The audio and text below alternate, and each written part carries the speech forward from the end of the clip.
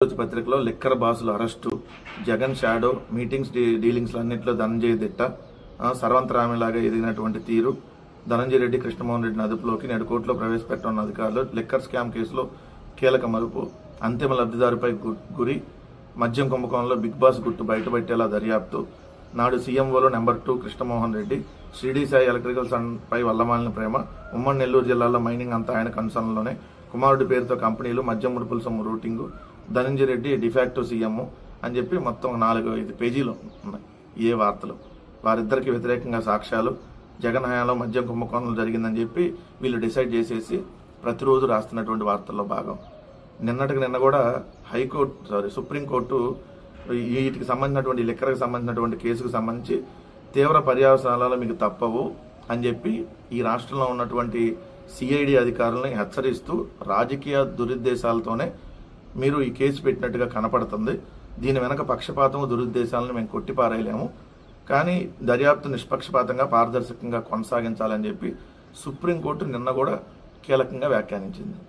అంటే మీరు పెట్టినటువంటి కేసు దురుద్దేశపూర్వకంగా ఒక రాజకీయ దురుద్దేశంతో ఈ కేసు పెట్టారు, ఈ కేసు నమోదు వెనక రాజకీయ దురుద్దేశాలు, పక్షపాతం ఉందని పిటిషనర్లు కొంతమేర ప్రాథమికంగా రుజువు చేయగలిగారు. అంటే ఎవరైతే ఈ కేసుకు సంబంధించినటువంటి దాంట్లో ఉన్నారో రాజకీయ కేసిరెడ్డి నుంచి మిగిలిన వాళ్ళందరూ ఈ కేసు నమోదు వెనక రాజకీయ దురుద్దేశాలు ఉన్నాయనేది వాళ్ళు క్లియర్గా ఎస్టాబ్లిష్ చేయగలిగారు. పక్షపాతానికి న్యాయపరమైనటువంటి పర్యవసానాలు ఎదుర్కోవాల్సి మీరు ఉంటుంది. ఈ విషయాన్ని తగిన సమయంలో తేలుస్తాం. 3rd డిగ్రీ ఉపయోగించినా, బెదిరించినా, ఒత్తిడి చేసినా, ప్రలోభ పెట్టినా వీటిని మేము చాలా తీవ్రంగా పరిగణిస్తాం. నిందితులు, సహనిందితుల నుంచి వాంగ్మూలాలను సేకరించే సమయంలో దర్యాప్తు సంస్థ కొన్ని సందేహాస్పద పద్ధతులను అనుసరిస్తుంది. పిటిషనర్లు, ఇతరులతో సహా నిందితుల విషయంలో 3rd డిగ్రీ ఉపయోగించడం, బెదిరించడం, ఒత్తిడి తేవడం, ప్రలోభాన్ని చేయడానికి వీల్లేదు అని చెప్పి నిన్న సుప్రీంకోర్టు ఘాటుగా వ్యాఖ్యానించింది ఈ కేసుకు సంబంధించి. మొన్న కూడా పోలీసులు మీరు చేస్తున్నది మెకానికల్ అరెస్ట్ అని చెప్పింది. అంటే ఈ లిక్కర్కి సంబంధించి ఈ రాష్ట్ర ప్రభుత్వం తప్పుడు కేసు పెట్టింది అనేది క్లియర్గా కోర్టులు కూడా ఈరోజు అభిప్రాయపడతా ఉన్నాయి.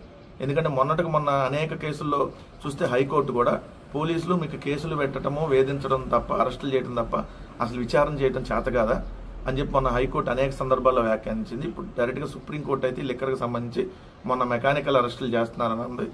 ఎందుకంటే కృష్ణమోహన్ రెడ్డి గారు, ధనంజయ రెడ్డి గారు, ఆయన గోవిందప్ప బాలాజీ గారు, ఈ ముగ్గురికి సంబంధించినటువంటిది బెయిల్కి సంబంధించి సుప్రీంకోర్టులో విచారణ జరుగుతుండగానే ఏదైతే గోవిందప్ప బాలాజీని అరెస్ట్ చేశారు, ఆయన చేత బలవంతంగా సంతకాలు పెట్టించుకుని ఆయన ల్యాప్టాప్, ఫోన్లు లాక్కున్నటువంటి పరిస్థితి. సో ఇంత దారుణమైనటువంటి పరిస్థితులు, లెక్కర్లో కుంభకోణం జరగకపోయినా జరిగిందని చెప్పి జగన్మోహన్ రెడ్డి గారి మీద బురద జల్లేటటువంటి ప్రయత్నం, జగన్మోహన్ రెడ్డి గారిని అరెస్ట్ చేయాలనేటటువంటి ఏకైక టార్గెట్. ఎందుకంటే రాజకీయంగా వాళ్ళకి 164 సీట్లు ఉన్నా, 3 పార్టీలు కలిసి ఉన్నా రాజకీయంగా జగన్మోహన్ రెడ్డి గారిని ఎదుర్కోలేకపోతున్నారు, సింగిల్గా ఉన్నటువంటి జగన్మోహన్ రెడ్డి గారిని. ఎందుకంటే జగన్మోహన్ రెడ్డి గారికి ప్రజల్లో అంత ఆదరణ ఉంది. ఎక్కడ బయటికి వెళ్ళినా ఈరోజు వేలాదిగా జనం జగన్మోహన్ రెడ్డి గారి కోసం వేచి చూస్తూ ఉన్నారు. సో జగన్మోహన్ రెడ్డి గారిని రాజకీయంగా అనగదొక్కాలి అని అంటే కేసులు పెట్టేస్తే, జగన్మోహన్ రెడ్డి గారిని లోపల వేసేస్తే సో మనం సక్సెస్ అవుతాం అనేటటువంటి ఆలోచనతో.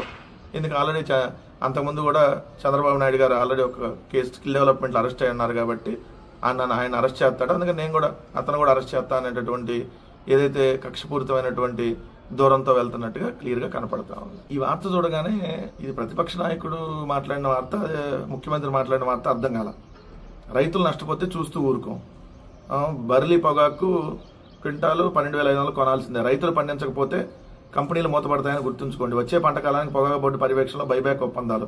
కోకో గింజల కిలోకి 500 తక్కువ చెల్లించాలి. మిరప మీద రైతుల వివరాలు సేకరించండి. వ్యవసాయ మార్కెటింగ్ శాఖ సమీక్షలో సీఎం చంద్రబాబు. నష్టపోతే చూస్తూ ఊరుకోడంట. మరి సంవత్సరం నుంచి ఏం చేసావు చంద్రబాబు నాయుడు గారు?